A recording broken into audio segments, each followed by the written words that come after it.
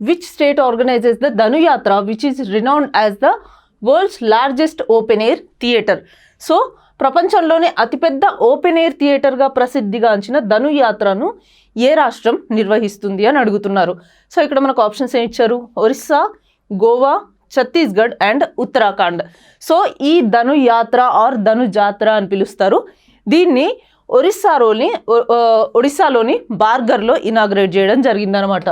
So ఏంటి ఈ ధనుయాత్ర అంటే, ఇది ఒరిస్సాలో జరుపుకునే 11 days annual cultural festival. Every year ఈ కల్చరల్ ఫెస్టివల్ని వాళ్ళు సెలబ్రేట్ చేసుకుంటారు.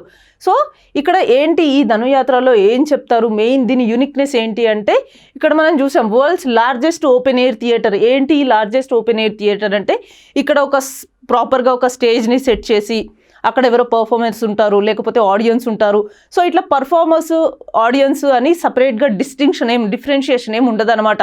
సో ఆ ఒరిస్సాలోని streets, market yards, courtyards, every ప్లేస్లో పర్ఫార్మర్స్ ఉంటారు. అంటే ప్రతి చోట కూడా ఈ ఫెస్టివల్ని సిటిజన్స్ అందరూ కలిసి జరుపుకుంటారనమాట. ఓకే, సో ఈ ఫెస్టివల్లో మెయిన్గా ఏం చూపిస్తారు అంటే, వాళ్ళ మన మైథాలజీ గురించి కానీ, లేకపోతే వాళ్ళ ఫోక్ ట్రెడిషన్స్ని గురించి కానీ పర్ఫార్మెన్సెస్ ఇవ్వడం జరుగుతుంది అనమాట. ఇక్కడ మెయిన్గా కృష్ణుడి లైఫ్కి సంబంధించినవి ఎక్కువగా పర్ఫామ్ చేయడం జరుగుతుంది. అంటే కృష్ణుడు పుట్టినప్పటి నుంచి కంసుడి వధ ఎలా జరిగింది, ఆ తర్వాత కృష్ణుడి లైఫ్లో ఏం జరిగింది, ఇవన్నీ చూపిస్తారనమాట. భాగవత పురాణంలోని కొన్ని ఎపిసోడ్స్ని కూడా ఇక్కడ ప్రదర్శిస్తారు.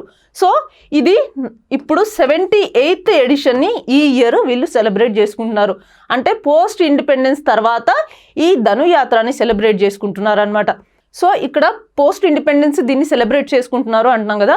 అంటే వీళ్ళు కంసుడిని వచ్చేసి బ్రిటిష్ ఇంపీరియలిస్టిక్గా చూపించడం జరిగింది, బ్రిటిష్ ఇంపీరియల్ రూలర్గా చూపించడం జరిగింది.